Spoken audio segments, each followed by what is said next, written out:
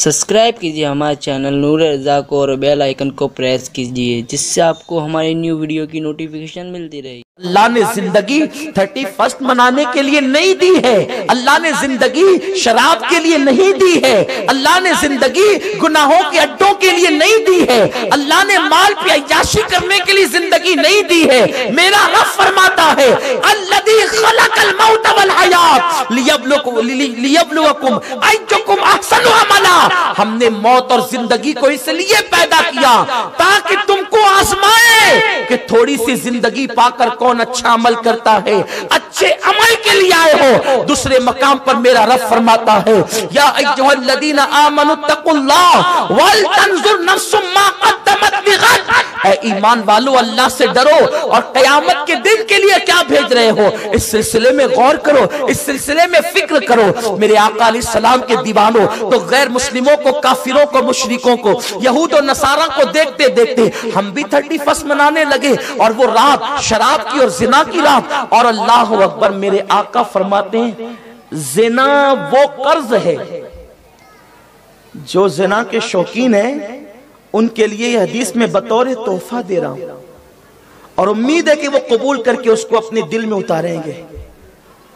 आकाए करीम सल्लल्लाहु अलैहि वसल्लम के फरमान का मफहूम है जिना वो कर्ज है। हर कर्जा इंसान अपनी मर्जी से अदा करता है, लेकिन जिना वो कर्ज है जो इंसान अपनी मर्जी से अदा नहीं करता। इधर उसने किया, उधर वो कर्ज अदा हो जाता है। यानी तुमने किसी की बहन के साथ जिना किया, माफ कीजिएगा ये जुमले सुनने की ताकत रखी हदीस है। अगर हदीस ना होती तो मैं कभी जुर्रत नहीं करता ये बात करने की। अगर तुमने किसी की बहन के साथ जिना किया तो तुम्हारी बहन के साथ भी जिना किया जाएगा। अगर तुमने किसी की मां के साथ जिना किया तो तुम्हारी मां भी महफूज न रहेगी। अगर तुमने किसी की बेटी पे बदनजरी की तो तेरी बेटी भी महफूज न रहेगी। कितना बागैरत है जवान तू, तेरी गैरत को अब कायनात देखेगी कि अगर तू अपनी बेटी को बचाना चाहता है तो तू दूसरों की बेटियों को बचा ले, तेरी बेटियां बच जाएगी। अगर तू किसी की बहन को बचाना चाहता है, अगर तू अपनी बहन को बचाना चाहता है तो दूसरे की बहन को बचा ले, तेरी बहन बच जाएगी। वरना अगर तूने किसी की इस्मत को तार तार किया तो तू चाहे या न चाहे तेरी बहन की आबरू भी न बचेगी। मेरे आका फरमाते कमा तदीन तुदान, तुम जैसा करोगे तुम्हारे साथ वैसे ही किया जाएगा। एक आलिम ने एक बादशाह को यह हदीस पढ़कर सुनाई, कमा तदीन तुदान, तुम जैसे करोगे तुम्हारे साथ वैसे ही किया जाएगा। बादशाह ने मुस्कुरा के कहा मौलवी साहब ये हदीस नहीं होगी, आप हमें डरा रहे हैं इससे, ये हदीस नहीं होगी और हदीस है तो होकर रहेगी। बादशाह ने कहा हम बादशाह लोग हैं, हमारी बेटियों पर हाथ डालने के लिए कौन हिम्मत करेगा? हमारी बेटियों पे हाथ डालने के लिए हिम्मत कौन करेगा? उस आलिम ने हाथ उठा दिए, अल्लाह ये हदीस है, मैंने पढ़ी है किताब में, अब इस हदीस की सदाकत को तो इस बादशाह पे जाहिर कर दे। अभी ये बातें हो ही रही थी कि बादशाह की बेटी जो शहजादी थी वो रोते हुए कमरे में आई, महल में आई। बादशाह खड़ा हो गया, क्या हुआ?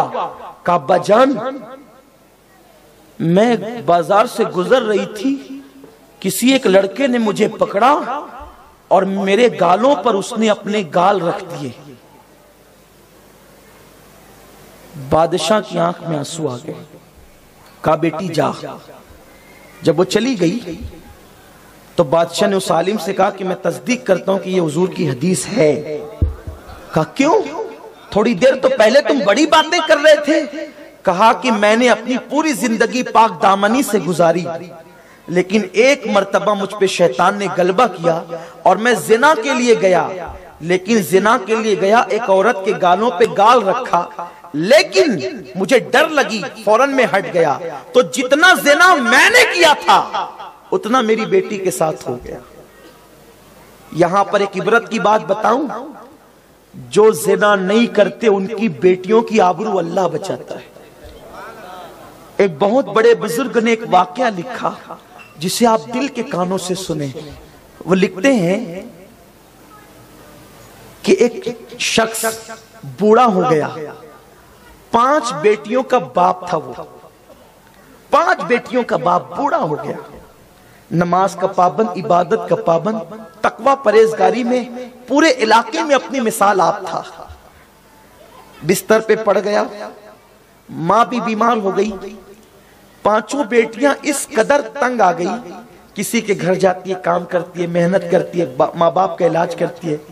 ایک دن بڑی بیٹی کو خیال آیا کہ کب تک یہ غربت، یہ تکلیف، یہ مصیبت، اس سے نکلنا ہے۔ تو اس کے ذہن میں ایک بات آئی کہ اس سے نکلنے کے لیے طریقہ یہ ہے کہ زیادہ مال آنے کا بس ایک ذریعہ ہے کہ حرام کام کرو۔ ایک کام کرتے ہیں، جہاں شہر کی فاحشہ عورتیں بیٹھتی ہے وہیں چل کر کے میں بھی بیٹھوں گی، جب کوئی آئے گا قیمت طے ہوگی، آبرو بیچ کر دولت کما لیں گے۔ آج کل یہ بہت بڑا المیہ ہے، درد دل کے ساتھ کہوں، اس وقت تو پوری دنیا کے اندر اگر سب سے زیادہ لوجوں میں کسی کی بیٹیاں بک رہی ہے تو وہ مسلمانوں کی بیٹیاں۔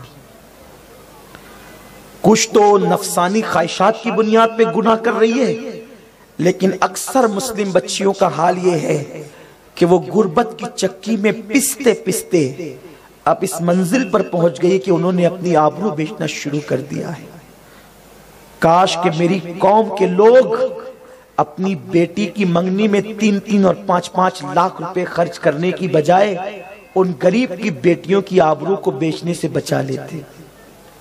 کتنا بڑا المیہ ہے، کتنا بڑا المیہ ہے کہ مسلم بیٹیاں بک رہی ہیں، ان کی آبرو بک رہی ہے۔ اس کے ذمہ دار صرف وہ نہیں بلکہ پوری امت ہے، دنیا کا ہر مسلمان ہے۔ نہ سنبھلو گے تو مٹ جاؤ گے اے ہندی مسلمانوں، تمہاری داستان تک بھی نہ ہوگی داستانوں میں۔ عبادت صرف نماز نہیں ہے، عبادت صرف روزہ نہیں ہے، اس سے بڑی عبادت یہ ہے کہ تم اپنی محنت کی کمائی سے کسی کی آبرو کو بکنے سے بچا لو، کسی کی آبرو کو تحفظ دے دو۔ میرے پیارے آقا صلی اللہ علیہ وسلم کے دیوانوں، وہ لڑکی کے بارے میں بزرگ لکھتے ہیں کہ وہ لڑکی نکلی باپ کو یہ کہہ کر میں ابھی آتی ہوں، اور آنے کے بعد جب وہ نکلی ہے تو رات دیر گئے، وہ شام کو رات دیر گئے جب وہ لوٹی، شام کو نکلی تھی، رات دیر گئے جب وہ لوٹی تو لوٹنے کے بعد وہ باپ کے پاس بیٹھ کر کے اور ماں کے پاس قدموں پہ بیٹھ کر بہت روئی، خالی ہاتھ گئی تھی، خالی ہاتھ واپس آ گئی۔ باپ نے کہا بیٹی اتنا کیوں رو رہی ہے، تیرے رونے کی وجہ کیا ہے؟ ماں نے کہا بیٹی اتنا کیوں رو رہی ہے، تیرے رونے کی وجہ کیا ہے؟ اس وقت اس لڑکی نے کہا پہلے آپ لوگ مجھے معاف کریں پھر بات بتاؤں گی۔ اس وقت ماں باپ نے کہا بیٹی ہم نے تجھے معاف کیا، غلطی کیا ہوئی؟ کہا غلطی کرنے گئی تھی لیکن ہوئی نہیں۔ کہا کیا ہوا؟ کہا غربت کی چکی میں پستے پستے بہنوں کو فاقہ کشی کرتے ہوئے دیکھتے دیکھتے میرے دل کے جذبات ابھرے، اور میں نے سوچا میں اپنی بہنوں کو فاقے سے بچاؤں گی، میں اپنے ماں باپ کی غربت دور کروں گی۔ ہوں بیٹی کوئی کاروبار نہیں کر سکتی، تو میں نے سوچا کہ جہاں شہر کی اوباش اور فاحشہ عورتیں زنا کا اڈا سجا کر بیٹھتی ہے، میں بھی وہاں جا کر بیٹھ جاؤں گی، جب کوئی آئے گا مضبوط سودا کروں گی اور آبرو بیچ کر اپنے ماں باپ کی غربت دور کروں گی۔ لیکن ابا جب میں بن سنور کر وہاں جا کر کے بیٹھی تو میری جیسی حسین وہاں کوئی عورت نہیں تھی، لیکن جو بھی میرے سامنے آتا خدا جانے کیا ہوتا، اس کی نظریں جھک جاتی، وہ میری طرف نہیں دیکھتا اور میرے بازو کی عورتوں کی طرف بڑھ جاتا، ان کے ساتھ سودے کرتا، انہیں لے کر کے چلا جاتا۔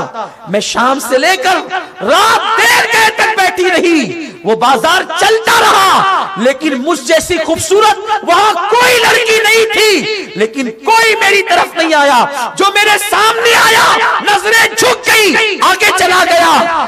باپ نے آنسو پوچھتے ہوئے کہا بیٹی اگر 1000 دن تک بھی تو وہاں بیٹھتی تو تجھ کو کوئی نہیں چھوتا، اس لیے کہ تیرے باپ نے آج تک کے کسی عورت کو نظر بھر کر کے نہیں دیکھا۔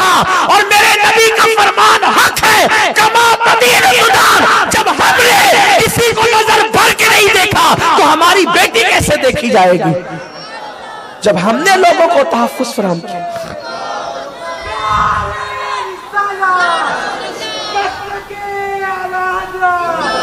अपनी बेटियों की आबरू का सौदा मत करो।